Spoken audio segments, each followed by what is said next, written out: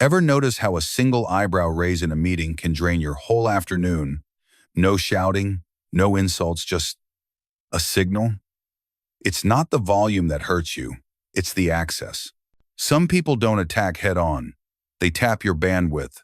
A delayed reply with a smirking emoji, a joke that lands like a paper cut, a pause long enough to plant doubt. They don't need to be loud. They just need to plug into your attention, and if you let them, they'll run their program on your mind like it's their device. Here's the part we miss. Their influence doesn't come from what they do. It comes from what we feed our clicks, our mental replays, our internal debates that run on a loop. We think we're defending ourselves, but what we're really doing is powering their app with our battery. The Stoics saw this centuries ago. Marcus Aurelius kept reminding himself, your mind is yours to govern, not the room, not the rumor, you. Epictetus drew the same line. Freedom begins the minute you stop outsourcing your peace. And Seneca? He called the most reliable antidote to outrage a deliberate delay. Hold your response until your reason shows up. Let's bring that into the modern world. Think of your attention like a home Wi-Fi network. If the password is anyone who provokes me gets instant access, expect lag, glitches, and pop-ups you didn't ask for. But when you secure that network-strong password, strict permissions, firewall on you decide which tabs stay open. Your inner screen stops being a public display. A quick check. When someone takes a jab, what do you open first, your mouth or your settings? Most of us open the mouth. The Stoic move is different. Open settings and switch off auto-connect to provocation. Here's a simple field test. If you explain yourself while your pulse is racing, you're not clarifying your bleeding signal. If you pause long enough to breathe from the belly and feel your feet on the floor, I've learned this the hard way. Years ago, a manager dropped a playful comment about my competence during a stand-up. I wanted to argue my whole resume on the spot. Instead, I pictured a chess clock. If I hit mine, I spend my time. If I let it sit, they're burning theirs. I asked one precise question about the deliverable, then went back to the agenda. No lecture, no defensive TED Talk. Funny thing, when you don't spin, the room sees clearly. Noise looks like noise. Let's name what's really happening. Toxic people don't live off your weaknesses. They live off your reactions. They're not strong. They're bandwidth smart. They thrive when you give them processing power. So stop handing them the charger. But if I don't answer, won't I look weak? That's the trap. You've been trained to act like a thermometer, reflecting every temperature in the room. Stoicism teaches you to be a thermostat, set the temperature. You don't mirror their heat. You govern your climate. That's not apathy. That's authority. Let's get practical. 3 small switches that change the whole circuit. Name the nudge. Quietly label what just happened. That was a status jab, or that pause was bait. When you name it, you demagnetize it. It's now a pattern, not a personal verdict. Breathe on purpose. Inhale for 4, hold 2, exhale for 6. That ratio is your interrupt key. It moves your brain from alarm to analysis. You're not ignoring the moment. You're reclaiming the helm. Answer with architecture, not emotion. 1 line, low bandwidth. Noted. Let's stick to the scope. I'll circle back with data. You're not performing for the room. You're protecting the room inside you. Pay attention to your aftertaste. When you argue in haste, you spend the rest of the day composing better speeches in the shower. When you respond with structure, you leave with clean hands and a clear head. That's not being cold. That's refusing to build a mental prison where your critic becomes the warden. And yes, this takes practice. The first few times you won't feel zen. You'll feel the tremor in your chest and still choose to hold the line.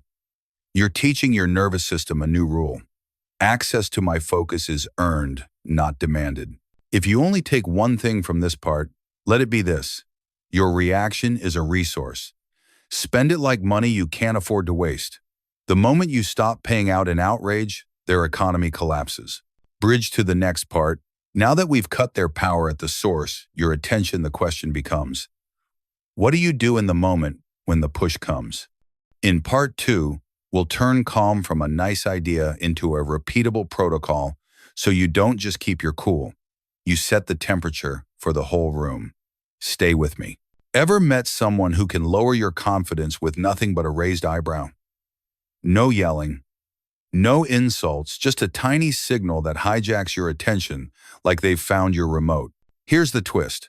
The remote only works if you leave the batteries in. Some people don't confront. They calibrate. A well-timed sigh, a laugh that lands one beat late, a compliment with a bruise under it. These aren't conversations. They're micro nudges designed to make you edit yourself mid-sentence. Their leverage isn't volume, it's your reaction time. The Stoics saw this playbook long before we had names for it. In modern words, when someone tries to belittle you, the stain belongs to them unless you pick it up and wear it. Anger scorches the carrier before it singes the target. And the moment you outsource your inner state, you trade freedom for a mood swing you didn't choose. Think of provocation like spam traffic hitting your mental network. It only slows you down if you let every ping through. The move isn't to shout back at the pings. It's to rate limit them. Calm isn't passivity. Calm is admin control. Let me show you how this looks in real life. Years ago, a colleague wrapped a dig in a joke during a team update. The room chuckled. Old me would have built a TED Talk on the spot. Context, history, receipts. New me treated it like verbal fishing. I didn't click. I kept my posture neutral, met his eyes for half a second, and pivoted back to the deliverable. 2 blockers. Here's how we're clearing them. No scolding, no glare, no extra oxygen. His punchline died of lack of engagement. The room felt it. So did he. Why does this work? Because chaos is an energy sport. It needs you loud, fast, and hot. When you stay low latency and cool, their script loses cues. Manipulators expect a tango. You give them Tai Chi, you don't resist force. You let it pass and set the pace. Here's the practical protocol I teach and use. 1. Run the 3 count. Count 1. Notice the hook, status jab, dominance pause, backhanded praise. Count 2. Breathe 4, 2, 6. Inhale 4, hold 2, exhale 6. That single exhale lengthens your response window. Count 3. Decide. Ignore, narrow, or name. 2. Speak in headlines, not essays. You owe clarity, not catharsis. Noted? Let's stay with the brief. We can pick that up offline. I'm not available for that tone. Short lines are circuit breakers. They close the loop without feeding the loop. 3. Control the room with pace. Slow your movements by 10%, uncross your shoulders, keep your voice in the low register, and your sentences short. We read composure before we hear it. Your pace turns you into the metronome others unconsciously follow. Ask one clean question. Chaos hates specifics. What's the desired outcome? Or, which metric are we optimizing for? Precision is the enemy of pettiness. It drags the moment from ego to objective. 5. Exit without drama. When needed, if they keep pressing, step out of the dance. We're not aligned on tone. I'm pausing here. Then stop talking. Silence is a force field when your posture stays neutral. You'll feel a tug to defend, to explain, to make them understand. That tug is your ego asking for applause from the wrong audience. Stoic victory isn't proving them wrong, it's proving to yourself they don't move the needle anymore. Picture your calm as noise canceling. The jab hits, but your inner algorithm samples the signal, generates a clean inverse, and the drama goes quiet inside. The room might still buzz, but your nervous system isn't on loan. And here's a counterintuitive gift. Once you stop reacting, you start observing.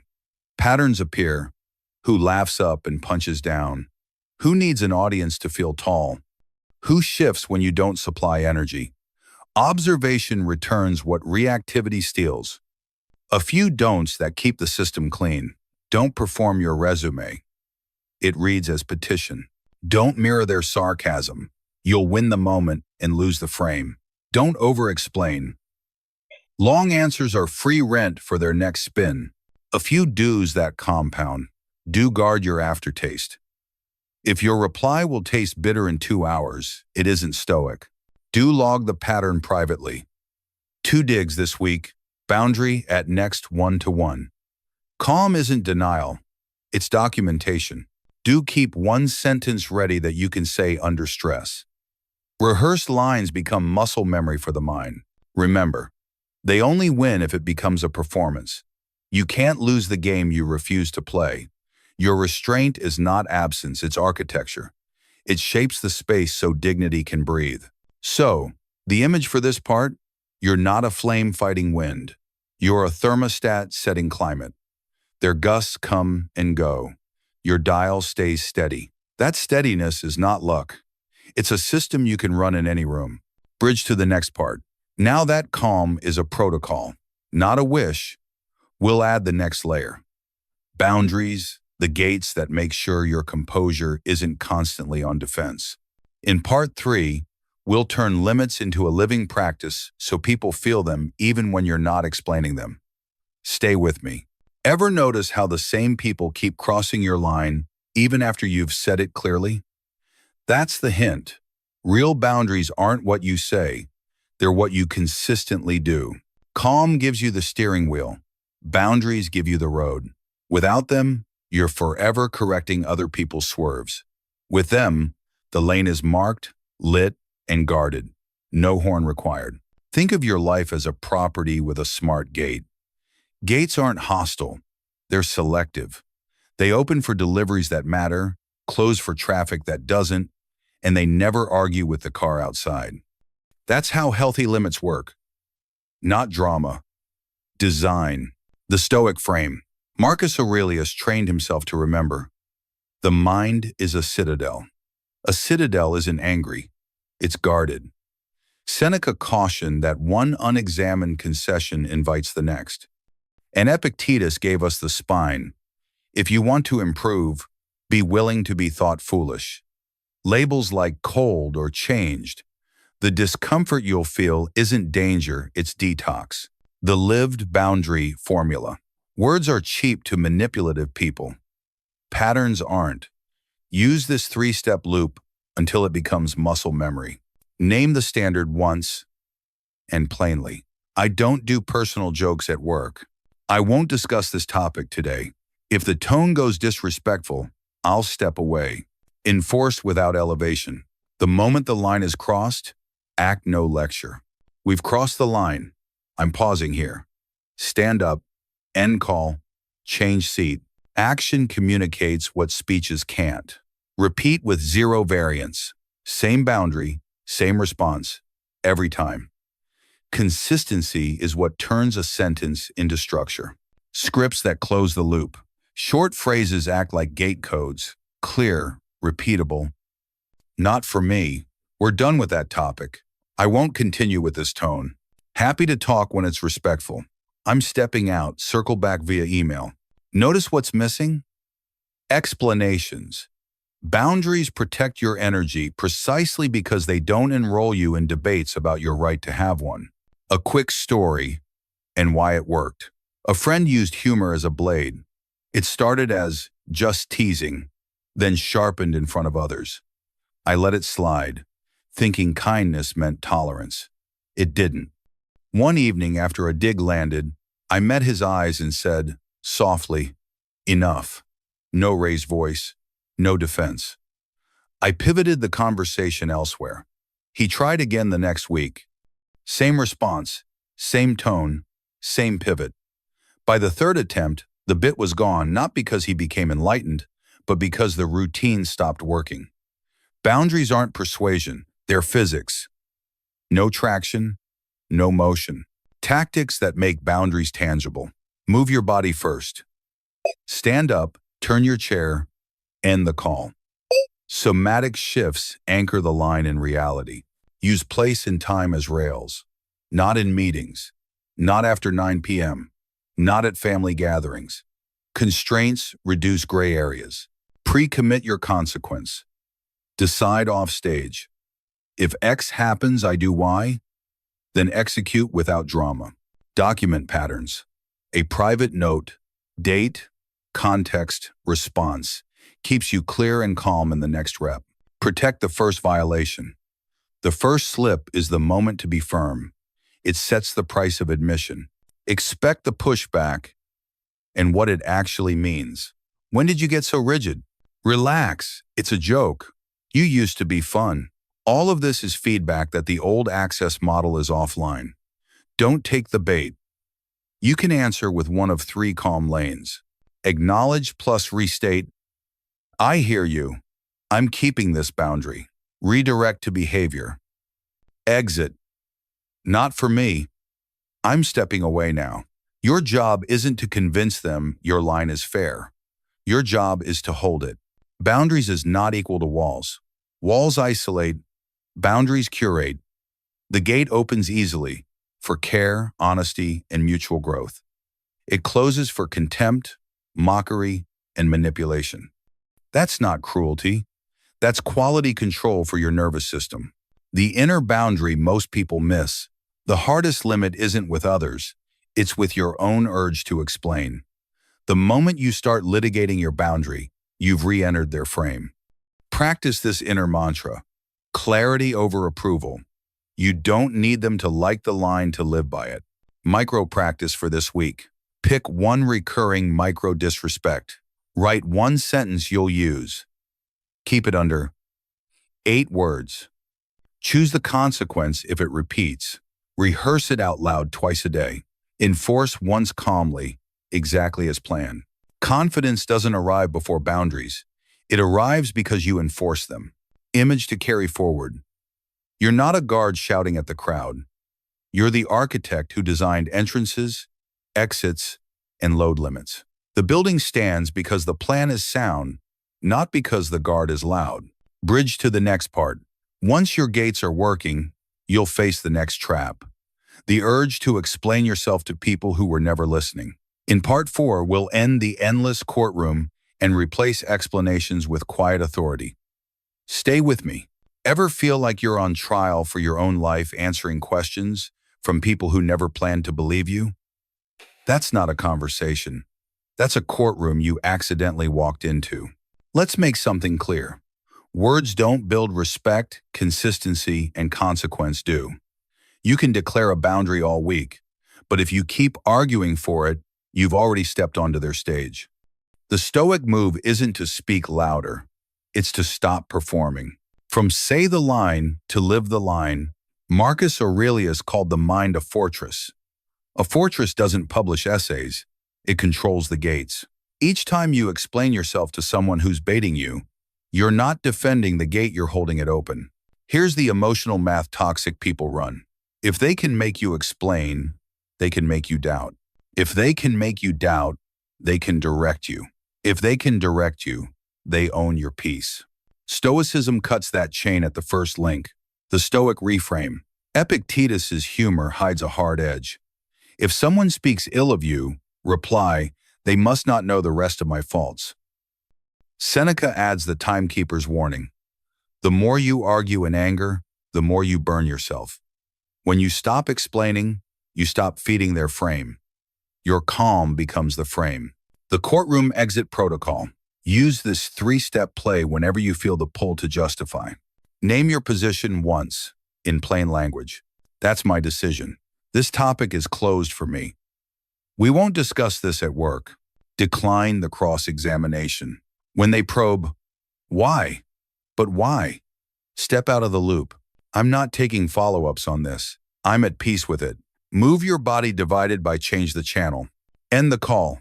Switch seats. Open your laptop. Action is the period at the end of your sentence. Short phrases that don't leak power. Keep responses tight under 8 words. That won't work for me. Not discussing this. I'll leave it there. I'm good with my choice. We can talk when it's respectful. Notice what's missing? Reasons. Reasons are rope. Hand them out and they'll tie you with them. A story and the physics behind it. A coworker once needled me with innocent questions. Why that project? Why that approach? Are you sure? Old me would build a thesis. New me said, that's the direction I'm taking, then turned to the whiteboard. He tried again. Same answer. By the third attempt, the room stopped waiting for my defense and started reading his intent. That's the physics of non-explanation. When you stop supplying drama, the spotlight swings to the person demanding it. Replace explanations with standards. You're not being mysterious. You're being principled. A few standards worth memorizing. Standard of venue. Personal topics aren't for meetings. Standard of tone. If it turns snide, I'm done. Standard of time. After 9 p.m., I don't engage. Standard of scope. My relationships divided by health, divided by finances aren't open topics. Standards shift the debate from your worth to the rules of engagement. Rules are harder to spin than feelings. Why we over-explain and how to stop. We explain because we're chasing peace via permission. But approval is the most expensive currency on earth you'll pay with your autonomy and still leave underpaid. 2. Practical swaps. Swap validation for verification. Before answering, ask yourself, do they have a track record of listening? If not, skip the explanation. Swap heat for horizon. If you feel heat rising, look at your calendar. Does this matter in 30 days? If not, end it in 30 seconds. Expect pushback and read it correctly. You've changed. Why so rigid? Relax, it's just a question. These aren't diagnostics. They're pressure tactics. Your line didn't create the tension. Their expectation of access did. Your calm response proves to you, not to them, that your peace is non-negotiable. Try the calm trio when pushback hits. Acknowledge. I hear you. Reaffirm. Exit. Circling back to the work now. No edge. No lecture. Just closure. The quiet flex. Strategic silence. Silence isn't surrender. It's signal control. When you say nothing after your clear statement, you force reality to do the talking. The meeting moves on, the chat dies, the pattern reveals itself. Most arguments survive on oxygen your explanations. Remove the oxygen. Micro practice 7 days. Identify one person you routinely over-explain to. Write your 8-word max statement. Rehearse it out loud twice a day. Use it once this week. No reasons. No follow-ups. Log how quickly the moment ends compared to your usual spiral. You'll feel a jolt at first. That's your nervous system withdrawing from the drug of approval. Breathe. On the other side of that jolt is authority. Image to carry forward. You're not a defendant begging the jury. You're the judge who knows when a case has no merit and bangs the gavel. Bridge to the next part. Once you stop explaining, the noise will try a new angle. Constant access. In part 5, we'll master distance, the art of limiting entry to your time, attention, and emotional space, so chaos can't even reach the gate. Stay with me. Ever notice the people who drain you most are the ones with a front row seat to your life? They don't take your peace, they use the spare key you forgot to reclaim. Picture your attention like a home. If every door is propped open, anyone can wander through, drop their complaints in the kitchen, track chaos across your floors, then leave you to clean up. Distance is simply closing the door and deciding who gets a key. It isn't cruelty, it's clarity. Why distance works and why they hate it. Toxic dynamics run on proximity. Quick access to your reactions, your schedule, your headspace. The closer they stand, the easier it is to read you, poke you, and pull you off balance. When you step back, even one notch, you remove their leverage. Expect pushback. People who benefited from unlimited access will call your new boundaries cold. Read that not as a diagnosis, but as proof the gate is working. Access is a privilege, not a right. Stoicism teaches stewardship of what you can control. You can't control who knocks. You do control who enters and for how long. Save your presence for rooms, screens, and relationships that make you better. As Seneca would put it, choose companions and contexts that strengthen your character, not siphon it. 3 layers of distance. 1. Physical. Step out of the room when the tone turns snide. End the visit when the jokes start circling you. Choose neutral, time-box settings. Coffee shop is greater than marathon dinner. Emotional distance. Detach your mood from their weather. Replace people-pleasing with principle-keeping. My standard is respect. If it drops, I drop out. Practice the one-line rule. Say your line once. Digital distance. Mute, unfollow, snooze. You're not punishing them, you're protecting your focus. Turn off read receipts and notifications during work or family hours. Create no scroll zones, first and last hour of your day. Scripts that shrink their access, not your dignity. Keep it calm, short, and final. No explanations to pull on. When they demand immediate replies, I'm not available for quick back and forth. I'll respond tomorrow.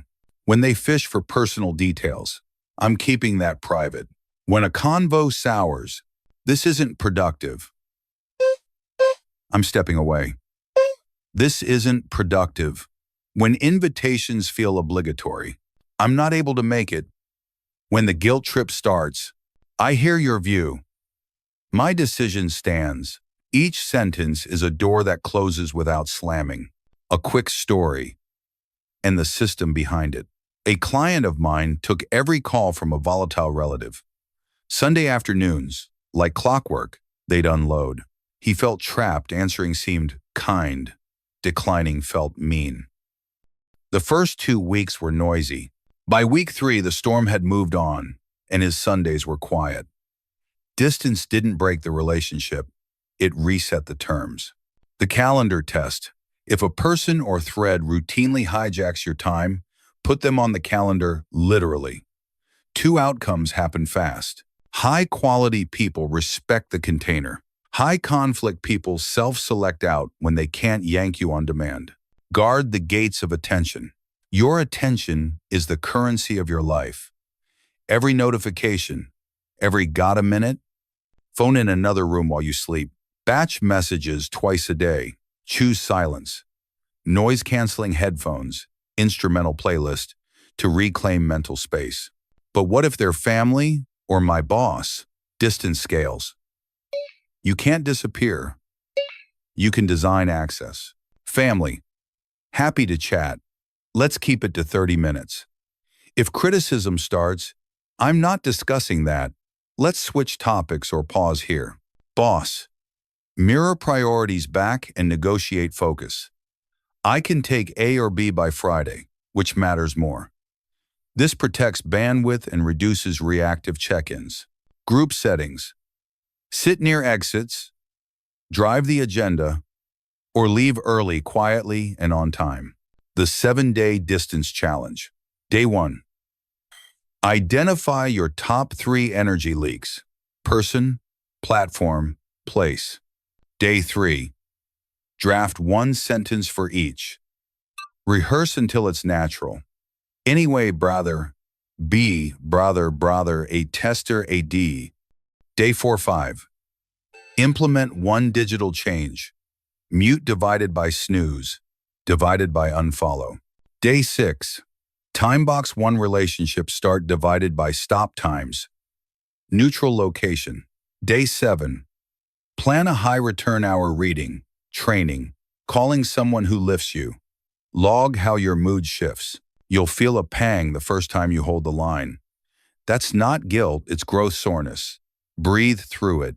What distance is and isn't is stewardship, design, selective access, grown-up responsibility for your attention.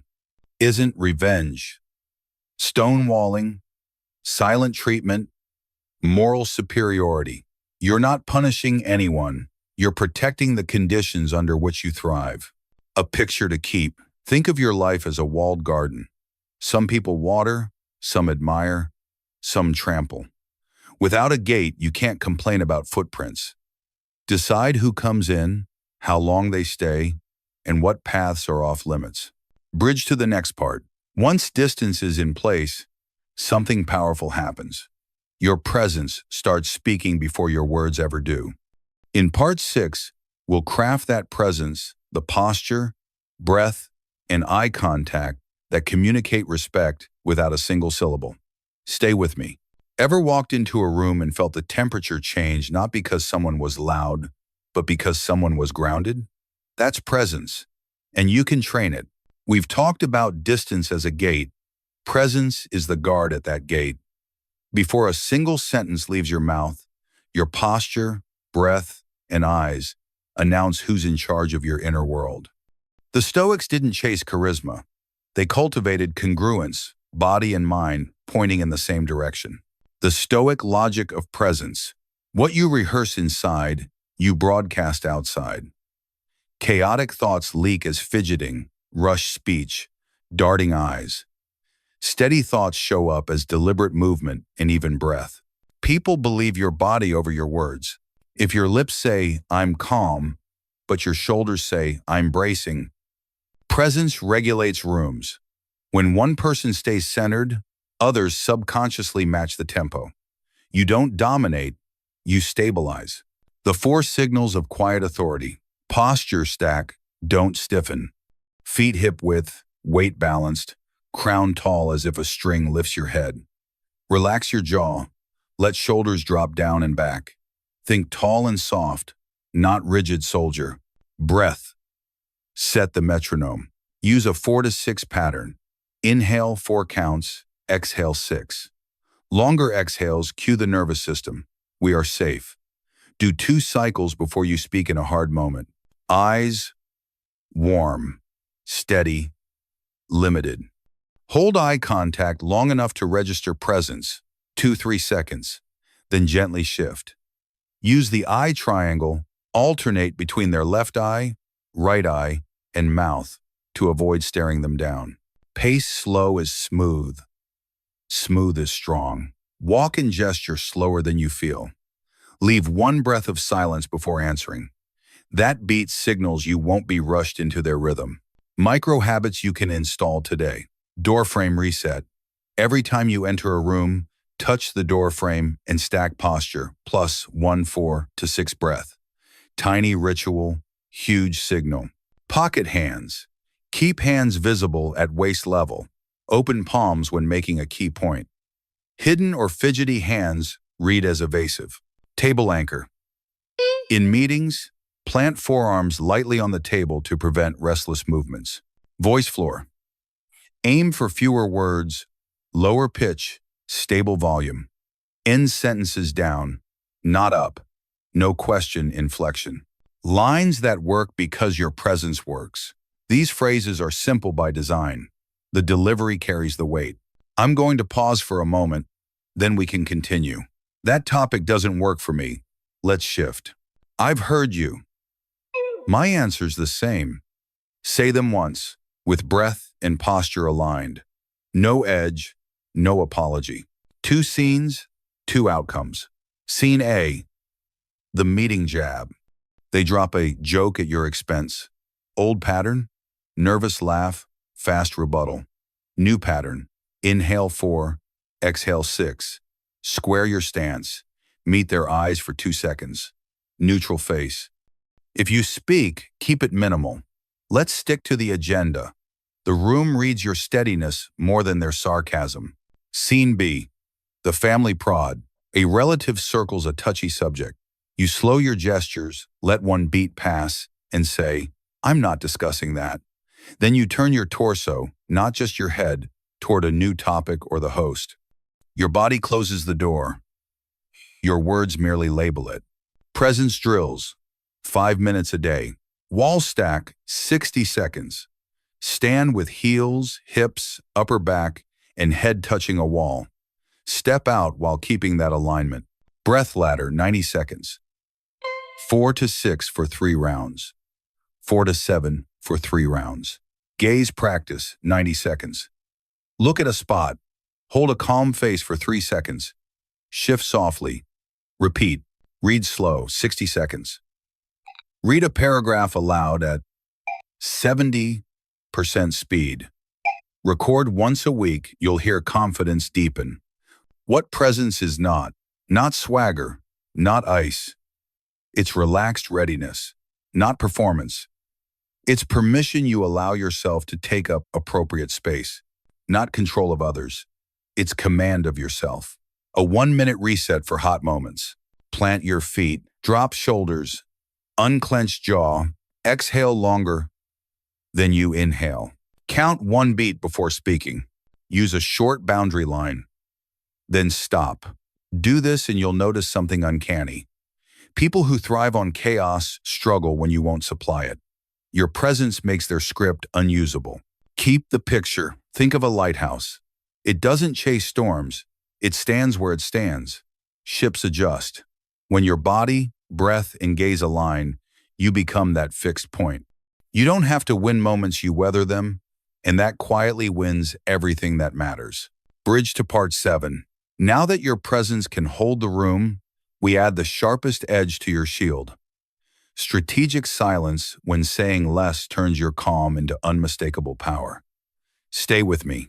Ever notice how some people don't enter a room so much as they steady it, like the mood takes a deep breath the second they arrive? That's not charisma. That's trained presence, and you can build it. Presence is the body's way of saying, I'm self-led without a speech.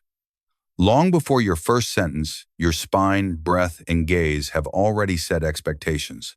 The Stoics understood this as well as any modern coach. Your inner dialogue dyes your outer posture. If your thoughts sprint, your gestures spill. If your mind is anchored, your movements land with intention. The Stoic physics of presence.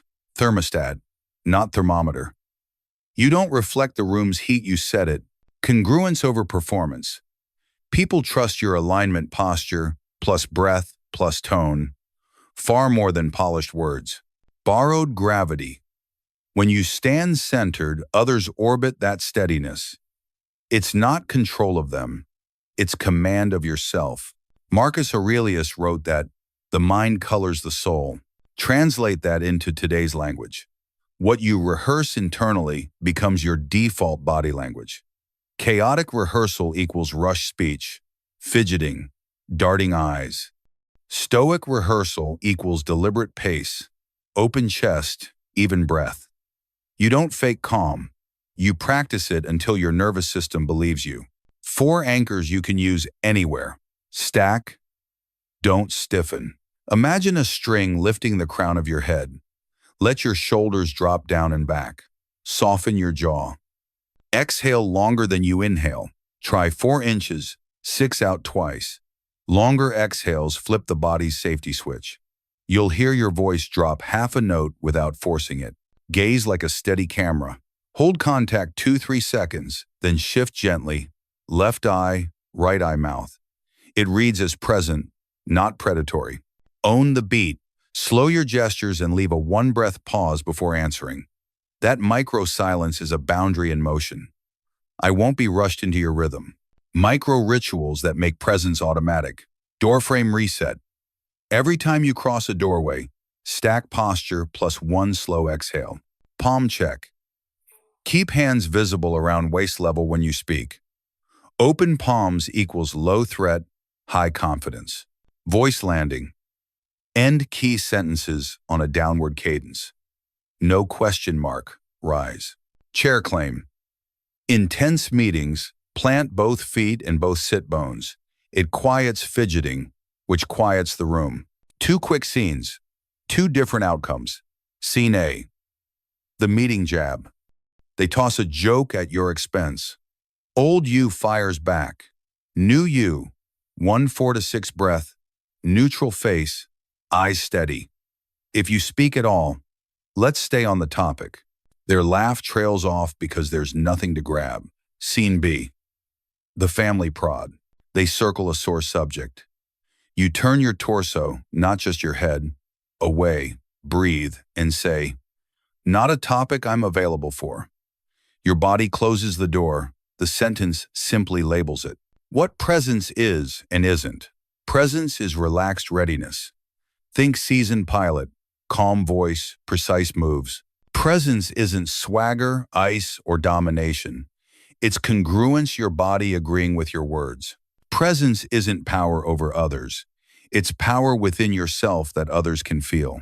Epictetus said freedom begins with self-command. Presence is that command turned visible. When your breath, posture, and tone align, you don't win the room, you steady it. And toxic people? They're calibrated to feed on reactivity. Your calm is like a dead battery to their chaos. There's nothing to drain. 5-minute daily drill. No gear needed. Wall stack. 60 seconds. Heels divided by hips, divided by upper back, divided by head to wall. Step away. Keep that line. Breath ladder. 90 seconds.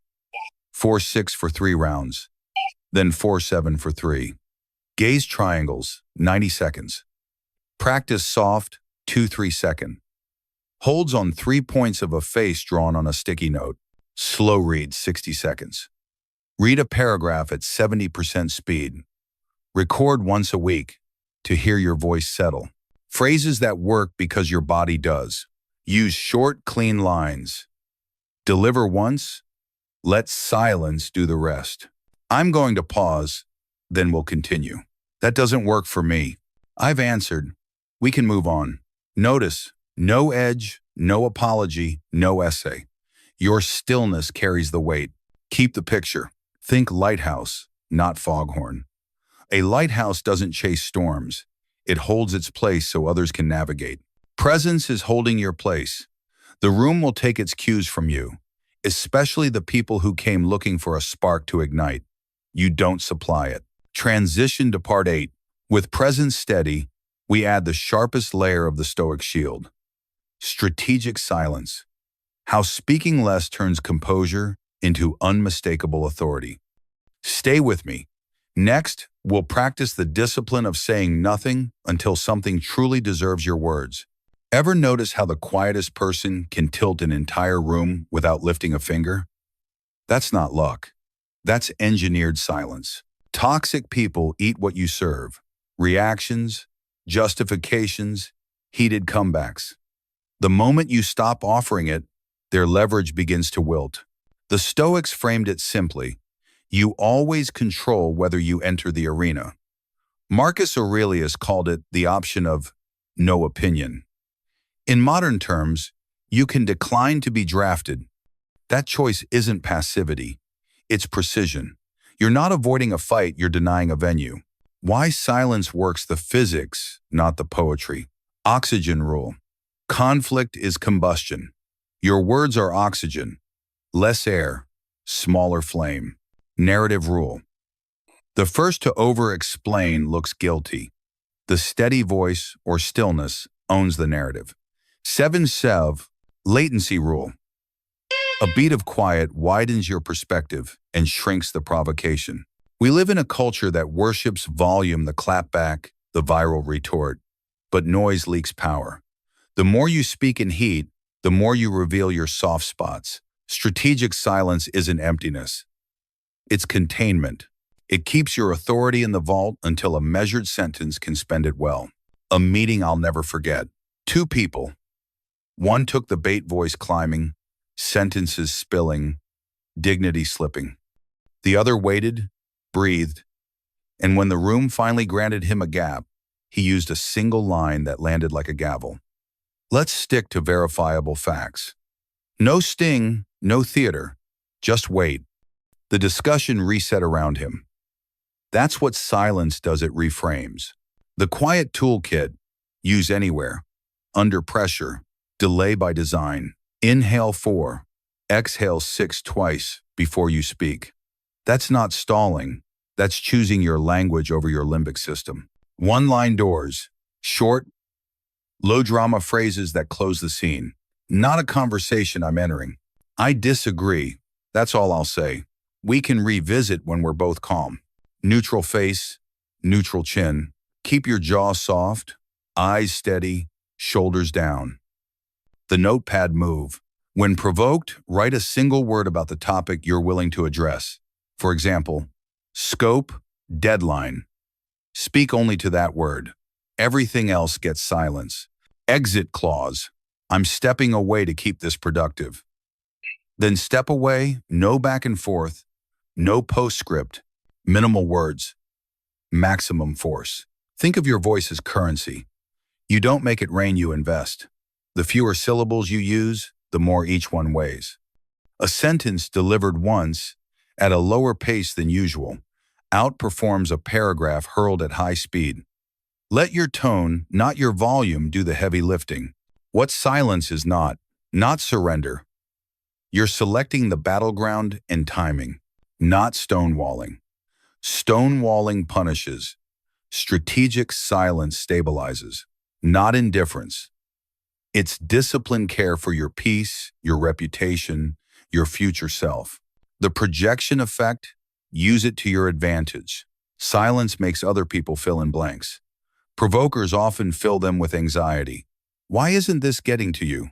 What do you know that I don't? That uncertainty shifts leverage back to you. Loud people show their hand. Calm people keep their cards close. Field scripts for real life. At work.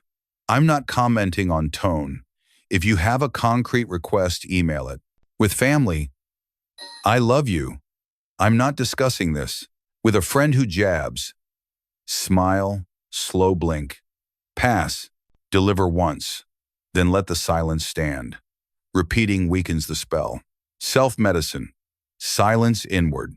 Strategic quiet isn't only for others, it's how you hear yourself. When you stop rehearsing comebacks, you start detecting patterns.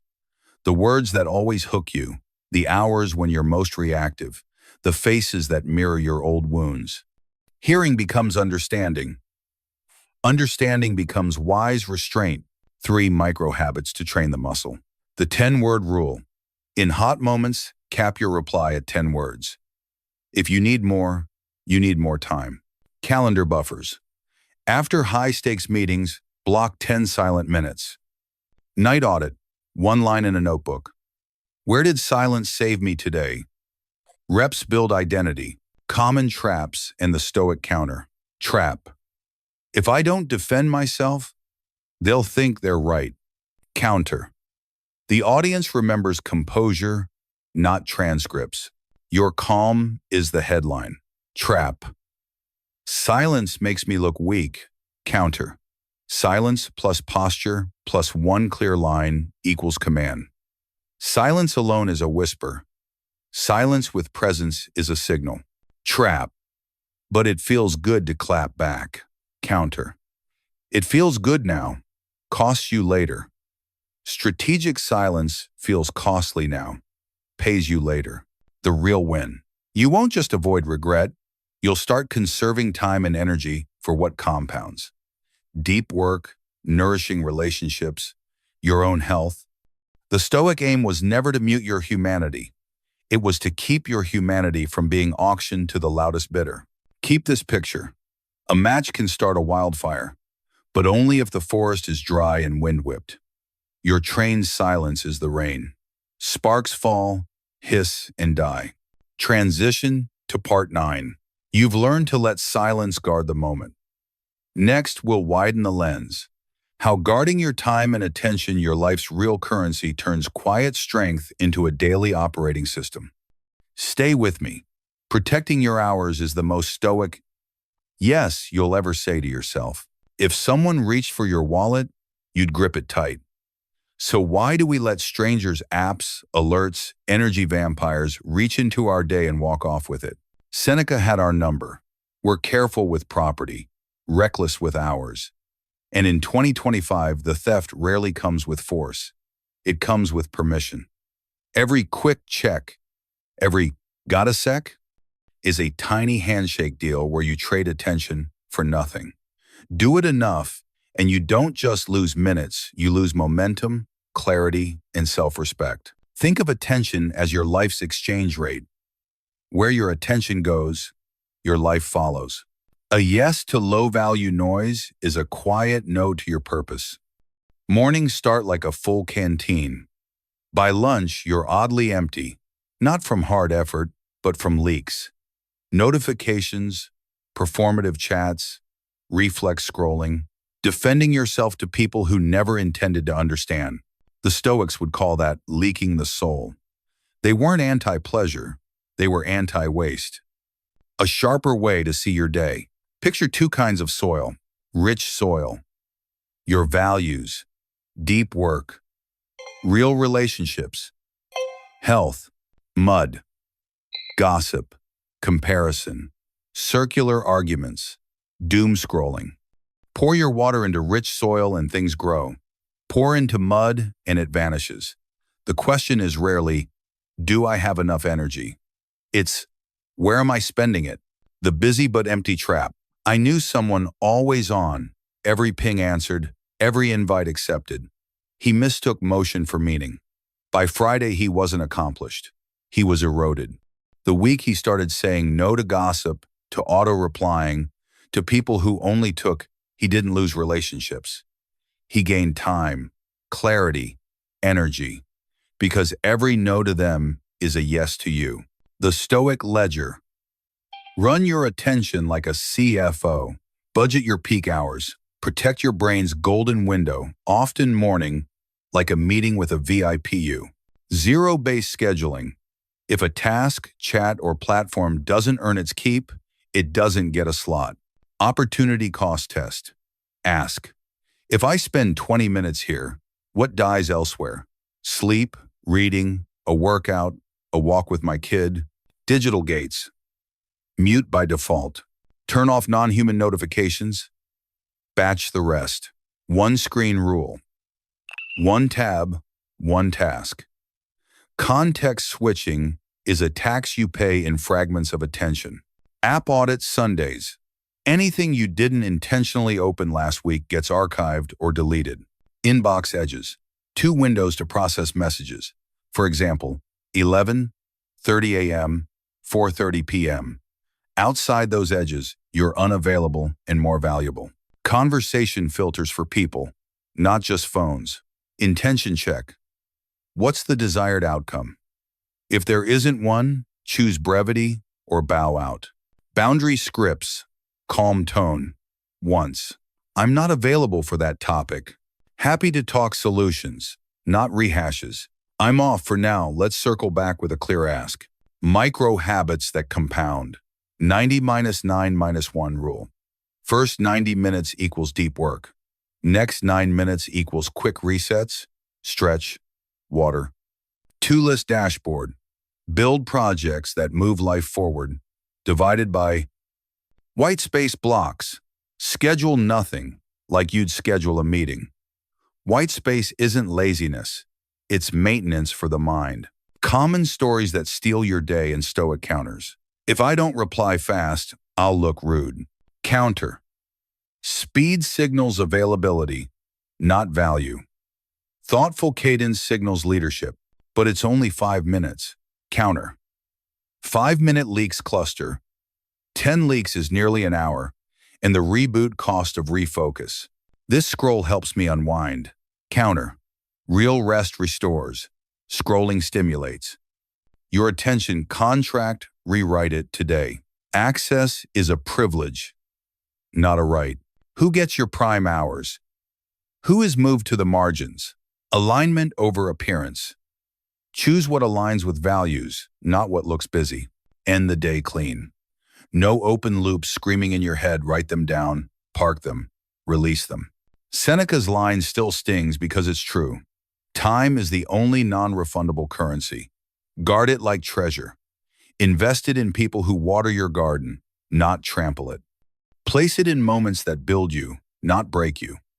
The modern paradox is we say we have no time, then hand it away in tiny, thoughtless pieces. No one takes your attention, you spend it. Make it Stoic. Simple, daily. Say no without guilt. Close gates without drama. Direct attention where it compounds. Because the way you spend your hours is the way you're spending your life. And no philosophy, Stoic or otherwise, can rescue someone who keeps selling their peace for pennies. Smooth transition to part 10. You've learned to defend your time and protect your energy. Now we forge the inner wall that makes every other tactic unshakable. Dignity. In the next part, we'll see how standing tall in self-respect turns silence into power and boundaries into freedom. Stay with me.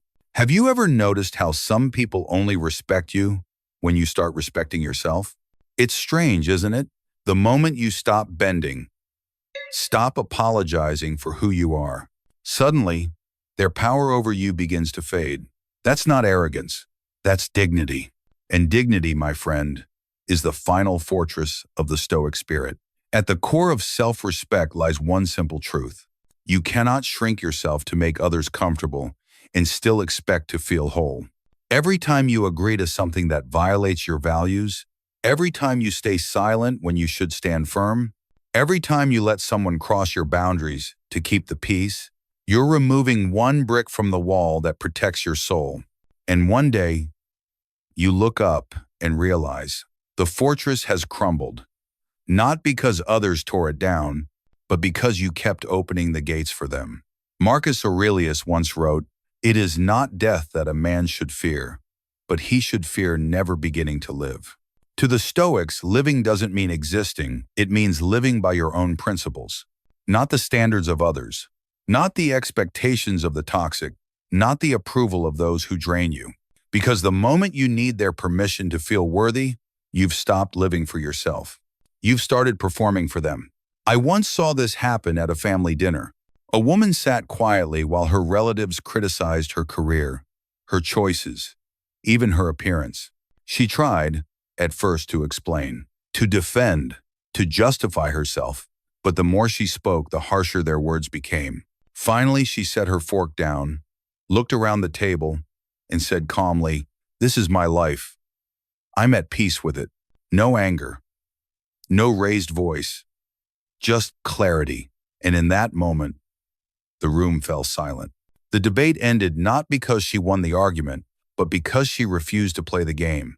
She didn't seek their validation. She owned her peace. That's the quiet power of self-respect. It doesn't need to shout. It simply stands. Self-respect means you stop negotiating your worth. You stop chasing acceptance like it's oxygen. You realize that the people who truly value you never demand that you become smaller to fit their comfort zone. The Stoics taught that dignity is not given, it's chosen, moment by moment. It's in the pause before you react. It's in the decision to walk away from noise instead of proving yourself to it. It's in the ability to say, "I will not shrink just so you can feel tall." Seneca wrote, "It is not the man who has too little, but the man who craves more, who is poor." Toxic people crave control. They crave your reaction, your approval, your emotional energy. They feed on your need to be understood. And the moment you stop craving their acceptance, you become rich beyond measure. Because real wealth isn't measured in possessions, it's measured in peace. It's knowing that your value doesn't rise or fall with someone's opinion. It's realizing that silence, distance, and clarity are not signs of defeat. They're signs of maturity. So when someone mocks you, criticizes you, or questions your path, you don't owe them a defense. You owe yourself composure. You owe yourself the peace of standing tall, even when others try to pull you down to their level. Remember this, and to walk away is not weakness, it's wisdom. To choose silence is not fear, it's focus. And to uphold your boundaries is not cruelty, it's clarity. The Stoics believe that life is a battlefield for the mind. You can't control who attacks, but you can decide whether they get inside your walls. Every time you choose calm over chaos, silence over noise, distance over entanglement, you're rebuilding that wall stone by stone. A wall made not of pride, but of principle. Not to keep people out, but to keep your dignity in. Because when your inner fortress stands tall, the world can shout, criticize, and provoke, but none of it reaches you. You remain still like a mountain unmoved by storms. So ask yourself, how many pieces of your dignity have you traded away just to keep the peace? How many times have you chosen comfort over self-respect? And when will you decide to start living on your own terms? Because once you stop needing permission, you start living freely. The Stoics never promised that life would be free from insult or judgment. They only promised that peace belongs to those who refuse to sell it. And dignity is the crown that peace wears. So stand tall, walk away from noise, speak less, mean more, and remember no one can diminish you unless you agree to shrink. Transition to conclusion. Because in the end, that's what all of this leads to. Not revenge, not validation, but freedom. And in the final part, we'll uncover that truth. Why you don't need to fight for justice, when simply living with dignity is justice itself. Stay with me because next, we'll close this journey with the Stoic truth about peace, pride, and self-mastery. When someone hurts you, what's your first instinct? To make them see what they've done? To prove that they were wrong and you were right? It's natural. We all crave fairness. But the Stoics would tell you, justice isn't what you do to them. It's what you refuse to let them do to you. Because real justice is peace of mind. We often think revenge means balance, that if someone makes us feel small, we need to make them feel the same.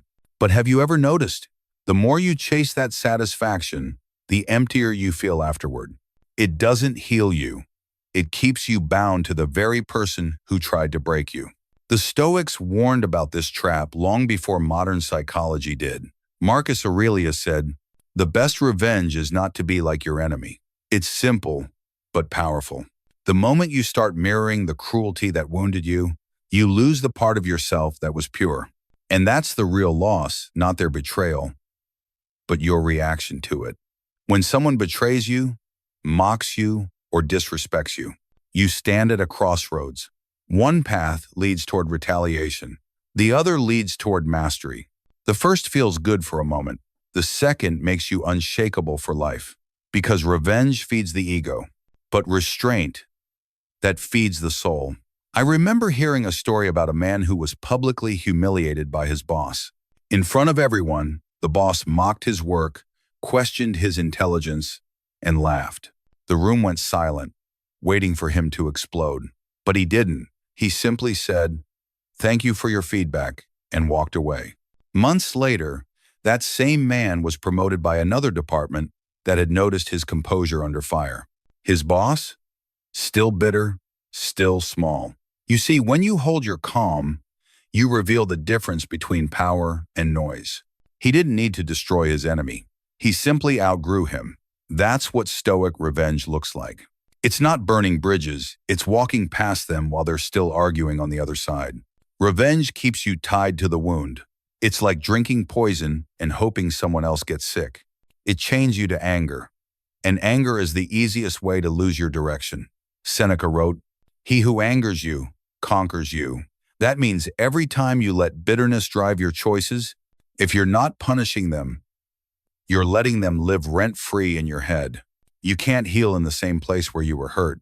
That's why walking away isn't weakness, it's wisdom. Forgiveness isn't saying, "What you did was okay." It's saying, "You no longer have power here."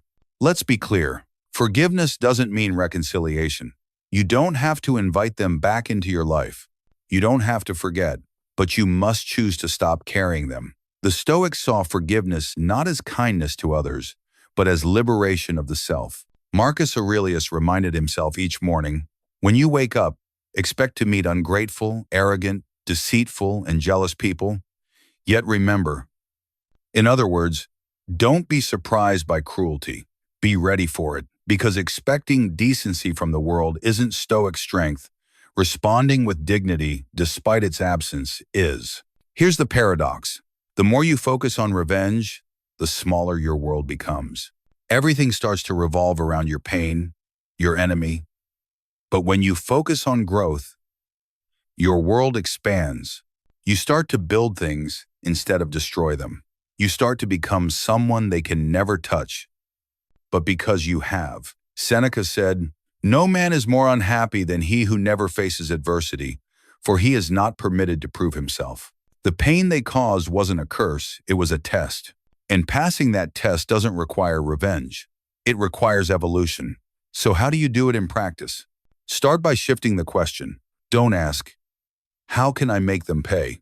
Ask, how can I make this meaningful? Let the betrayal teach you self-control. Let the disrespect teach you boundaries. Let the loss teach you independence. Every insult becomes a tool. Every attack becomes training. You're not getting weaker, you're getting sharper. Every time you refuse to react, you're proving that no one owns your peace but you. The truth is, justice doesn't always come in public form. Sometimes, justice is invisible. It's the quiet peace you feel when you've stopped chasing closure. It's the confidence of knowing you acted with integrity. It's the simple joy of realizing that your happiness no longer depends on anyone else's apology. That is the Stoic definition of victory. To live well, to live freely, to live untouched by the noise of others. Because the greatest revenge is not destroying them. It's showing them that they never had the power to destroy you. So when someone wrongs you, don't waste your life trying to make them see their mistake. You can't teach depth to the shallow. You can't give conscience to the cruel. Let karma handle what pride cannot. Your task is simpler and greater. To guard your peace, to hold your dignity, to live with unshakable grace. Because when your mind is free, that's justice enough. Quote, and that's where this journey ends and begins again. Not in anger, not in noise, but in quiet strength. Because in a world that constantly tries to provoke you, your ability to stay calm, grounded, and self-respecting is the loudest form of power there is. Stand tall. Keep rising. Because your dignity is the shield no storm can break. Peace, everyone talks about it, but few ever feel it. Because most people think peace comes when the world finally stops disturbing them. The Stoics knew better. Peace doesn't come when life gets quiet. It comes when you do. We spend so much of our lives trying to control what we can't. Other people's opinions, their reactions, their judgments. We chase harmony by rearranging the chaos outside, forgetting that true control only exists inside. Epictetus said it perfectly. You have power over your mind, not outside events. Realize this, and you will find strength. That's the Stoic blueprint for peace. It's not about avoiding storms, but learning to stand still within them. Most people confuse peace with comfort. They think it means having no problems, no stress, no conflict. But Stoic peace is not the absence of struggle. It's the mastery of self within struggle. It's when the noise doesn't shake you. It's when the insult doesn't reach you. It's when you learn that the same world that once drained you can no longer touch you because you've built an inner life stronger than circumstances. Let me give you a picture. Imagine walking through a marketplace crowded, loud, people shouting, arguing. Yet in the middle of that chaos stands someone calm, breathing slowly, watching, not distant, but unmoved. That's the Stoic ideal, not a hermit escaping the world, but a warrior of stillness standing within it. And that's who you can become. Not someone who needs silence to stay composed, but someone whose silence creates it. Marcus Aurelius lived through wars, plagues, betrayal, and endless politics. And yet his private writings were filled with calm clarity, not anger. He never begged life to be easier. He trained himself to be stronger. In one entry, he wrote, "If you are distressed by anything external, the pain is not due to the thing itself, but to your estimate of it." He didn't say ignore the pain. He said see it clearly. Because when you see clearly, you stop suffering twice. Once from the event, and once from your resistance to it. That's the hidden beauty of Stoic peace. It's not passive. It's active discipline. It's training your mind every day to separate what's within your control from what's not. It's learning to say, I can't control what they think, but I can control how I carry myself. I can't stop the storm, but I can stop my fear of it. That's what peace really is. Not the end of the storm, but command of the helm. I remember a conversation with a man who had lost everything. His job, his savings, his home. When I asked how he was holding up, he said, I'm learning to rebuild, but this time, I'm starting with the part no one can take myself. That's Stoic peace in motion. It's not denial. It's direction. When everything collapses outside, you start constructing the fortress inside. And from that inner place, every challenge becomes training. Every disappointment becomes data. Every betrayal becomes a reminder. They can touch your life, but not your soul. Peace, to the Stoics, wasn't about withdrawing from life. It was about walking through it untouched. You still show up. You still love. You still strive. But you do it with detachment, not indifference, but clarity. When you succeed, you stay humble. When you fail, you stay centered. Because neither outcome defines you. You define you. As Seneca wrote, "No man is more unhappy than he who never faces adversity, for he is not permitted to prove himself." Adversity isn't punishment, it's practice. Every trial teaches you how much of your peace was built on others and how much truly belongs to you. The modern world tells you peace is a place, a perfect home, a perfect partner, a perfect career. But the Stoics tell you peace is a practice, how you breathe, how you think, how you respond. It's not a destination you find, it's a muscle you build. And like any muscle, it grows through resistance. That's why Stoic peace isn't fragile, it's forged. Forged in moments when you could have shouted but didn't. When you could have quit but chose to stay steady. When you could have blamed the world but chose to master yourself. So ask yourself this: when you wake up tomorrow, what's the first thing you'll try to control? The people around you? Or the person within you? Because if you master the latter, the former won't matter. The day someone can insult you and you remain calm. The day circumstances shift, but your inner state doesn't. That's the day you've truly won. That's Stoic victory. And from that point on, life changes. You no longer chase revenge, approval, or control. You simply live aligned with purpose, with boundaries. Your peace becomes unshakable. Your presence becomes magnetic, and your dignity becomes the loudest statement you'll ever make. That's the Stoic way. You stop trying to master the world, and instead, you master yourself. Transition to closing message. And that's where our journey ends, but also where it begins anew. Because peace, dignity, and silence aren't final lessons. They're daily practices. And the more you live them, the freer you become. Stay with me, because in the final message, we'll bring everything together. How silence, strength, and Stoic discipline shape a life that no chaos can break.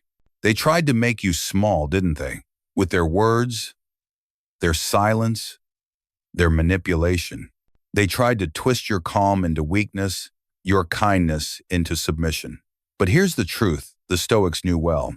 No one can truly make you small unless you agree to bow. This, right here, is the essence of Stoic power. The world can provoke you, mock you, misunderstand you, but it cannot control you unless you hand it the keys to your peace.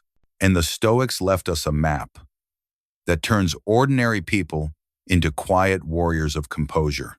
Let's bring it all together. The Stoic shield that keeps your dignity intact, no matter how loud the world becomes. First, active calmness. Seneca called it the greatest remedy for anger. It's the discipline to pause, to breathe, to let the first wave of emotion pass before you speak. Because real strength is not in the shout, it's in the stillness before it. Each breath is a choice. Do I react like everyone else? Or do I respond like someone who knows their peace is sacred? Second, clear boundaries. Not walls built from bitterness, but gates built from clarity. You don't shout your limits, you live them. You walk away from disrespect. You end the conversation that crosses the line. You stop explaining yourself to people who mock instead of understand. Boundaries are not about controlling others. They're about protecting what is worthy inside you. Third, silence for the unworthy. There's a difference between being silent out of fear and being silent out of mastery. You don't need to attend every argument you're invited to. You don't need to pour your words into minds already made of stone. Your silence doesn't mean surrender. It means selection. You've chosen peace over pointless performance. You've chosen to guard your energy instead of feeding their chaos. Fourth, distance the art of limiting access. Not everyone deserves a front row seat to your life. Distance can be physical, emotional, or even digital. Mute. Unfollow. Step back, not because you hate them, but because you finally love your peace. Epictetus taught that if you want to improve, be content to be thought foolish and stupid. That means letting people misunderstand your silence. If it means protecting your sanity, let them talk. Your distance is the proof that you've outgrown the drama. Fifth, presence the unspoken language. Before you utter a single word, your body already speaks. Stand tall, look calmly, move with intention. Let your stillness speak louder than any performance. When your words say, "I'm fine," and your posture says, "I am steady," the world feels that alignment. Marcus Aurelius reminded himself, the soul becomes dyed with the color of its thoughts. Not as variancy. When your thoughts are strong, your presence radiates strength. Sixth, strategic silence. Not all silence is passive, some of it is powerful. The Stoics knew that when you stop feeding the fire, the flame dies. Every argument needs oxygen. Don't give it yours. Let them shout into emptiness while you stand untouched in your calm. Because silence chosen consciously is not weakness, it's dominance without noise. Seventh, guard your treasury, your time and energy. Seneca warned, people are frugal in guarding their money, but waste the one thing that should be treasured most: time.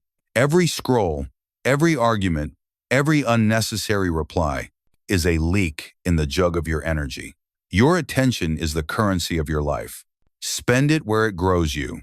Say no, often and without guilt, because every no to them is a yes to yourself.